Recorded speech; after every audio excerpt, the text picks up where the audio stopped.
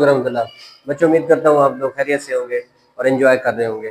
जैसा कि आप लोग जानते हैं, हम ऑनलाइन लेक्चर के अंदर केमिस्ट्री को डिस्कस कर रहे हैं। उसी सिलसिले की आज जो है ना का लेक्चर उसी सिलसिले की कड़ी है।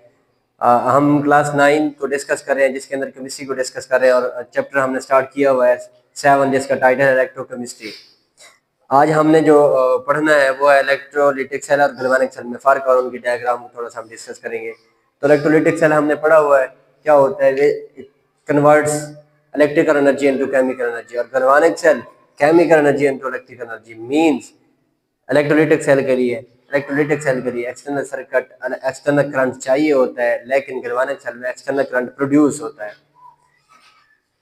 अच्छा जी, और ये एक कंप्लीट सेल पर मुश्तमिल होता है जो कि कनेक्टेड होता है बैटरी के साथ, लेकिन ये 2 हाफ सेल्स पर मुश्तमिल होता है जो कि साल्ट ब्रिज के थ्रू जुड़े होते हैं। यहाँ पे आप लोग देख सकते हैं, ये इलेक्ट्रोलिटिक सेल है, ये बैटरी एक्सटर्नल सर्किट है, यहाँ पे फ्लो ऑफ चार्जेस होती है, फ्लो ऑफ इलेक्ट्रॉन्स, यहाँ से इलेक्ट्रॉन मूव कर रहे होते हैं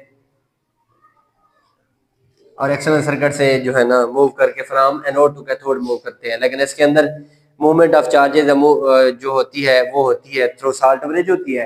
हाँ, अलबत्ता movement of electron through external circuit होती है, और इसको वोल्ट मीटर से करंट को मेजर करते गया है कि कितना करंट प्रोड्यूस हुआ है किसी रिएक्शन के सिलसिले में।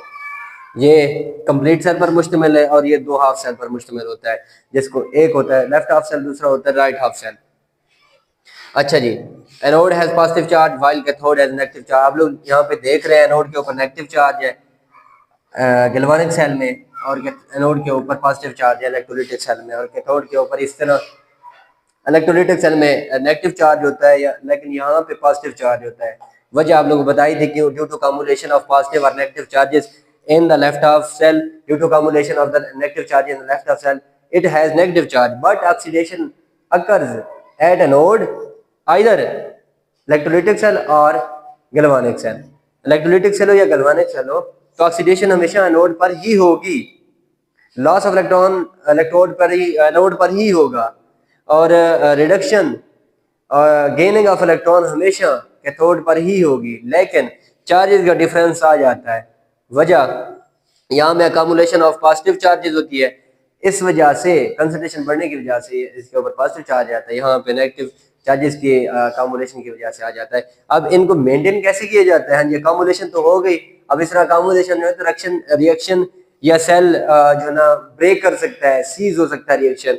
इसको जो है ना इक्विलिब्रियम में लाने के लिए, स्टेबल करने के लिए हम साल्ट ब्रिज यूज करते हैं।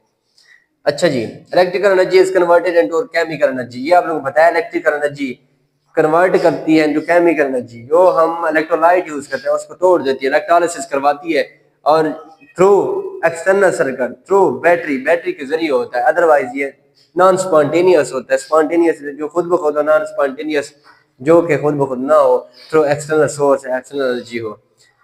और इस तरह electrocurrent is used to drive non spontaneous chemical reaction. इसमें इलेक्ट्रोलिटिक सेल में इलेक्ट्रोकरंट यूज हो रहा है, बैटरी यूज हो रही है, और इसी तरह यहाँ पे रिडॉक्स रिएक्शन या स्पॉन्टेनियस रिएक्शन टेक्स प्लेस होता है, और जो है ना करंट यहाँ पे प्रोड्यूस होता है।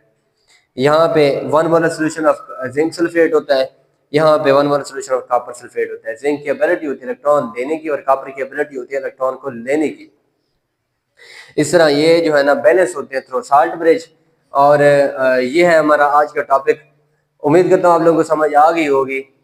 आज के टॉपिक में हमने डिस्कस किया इलेक्ट्रोलिटिक सेल क्या होता है, गैल्वेनिक सेल क्या होता है, इनके दरमियान फर्क देखा है, इनकी डायग्राम के हवाले से। इस हवाले से आप लोगों को कोई सवाल हो तो आपने कमेंट्स में ज़रूर पूछना है। अल्लाह हाफिज़।